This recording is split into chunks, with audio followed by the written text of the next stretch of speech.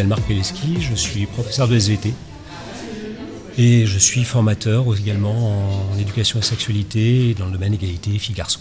Le Hall de la chanson est un partenaire régulier des formations qui sont proposées, qui permet vraiment d'aborder des problématiques très transversales à travers cet objet qu'est la chanson. Donc on déclinera un petit peu cette idée-là toute la journée.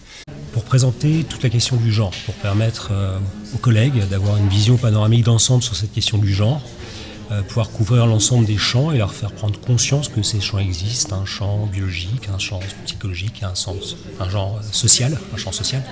Et c'est pour permettre d'intégrer tout ça et de comprendre surtout comment des stéréotypes très forts viennent s'incarner dans ces champs et dans notre vision des choses.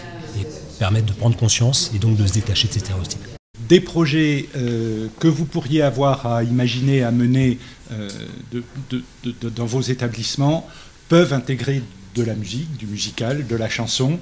N'hésitez pas à me solliciter pour réfléchir ou pour vous orienter vers tel ou tel partenaire pour ça. Mon père m'a marié à un tailleur de pierre. Mon père m'a marié à un tailleur de pierre. Le lendemain de mes noces m'envoie à la carrière là, déjà mal marié déjà. En tout cas, nous, quand on dit patrimoine, on entend patrimoine et matrimoine, puisque c'est deux notions qui ne sont pas d'ailleurs équivalentes, mais qui sont vraiment importantes pour nous.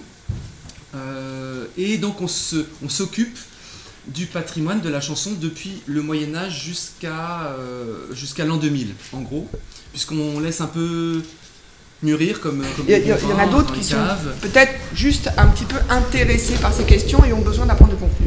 Donc vous allez voir, vous êtes tous dans des rapports relativement différents à ces questions-là. Le but de ces 3 heures, c'est de tous nous mettre à peu près au même niveau. C'est évident que ce n'est pas en 3 heures qu'on rattrape 30 ans de réflexion sur ces questions. Mais je veux dire, au moins, voilà, on va essayer de réduire peut-être l'écart de réflexion qu'il y a entre nous toutes et nous tous sur ces questions. Et cette différence, elle est essentielle et elle est fondamentale pour les sociétés prémodernes.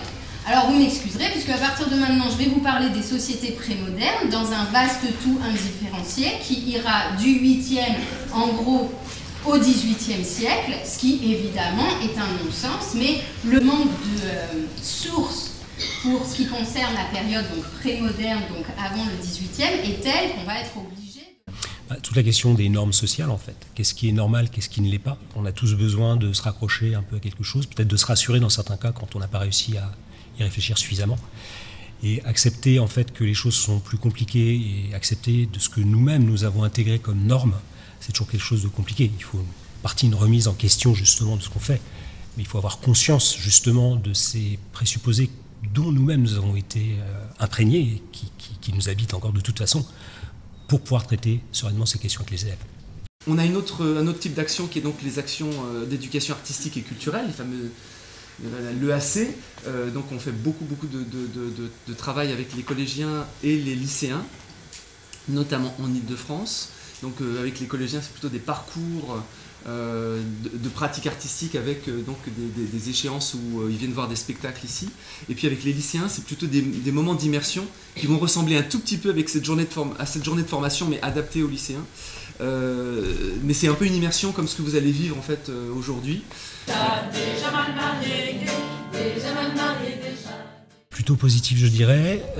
Il a fallu pour certains le temps de poser, d'attendre un tout petit peu que je finisse d'amener l'ensemble des données et de comprendre effectivement comment est-ce que le fait de poser les choses de façon neutre et scientifiquement juste, factuellement juste, permettait justement de prendre du recul, de calmer les choses et surtout d'être en meilleur état d'esprit pour interagir avec les élèves. Parce qu'en fait, le but, c'est ça, d'une formation, c'est de permettre d'avoir des outils et un comportement sain vis-à-vis des élèves.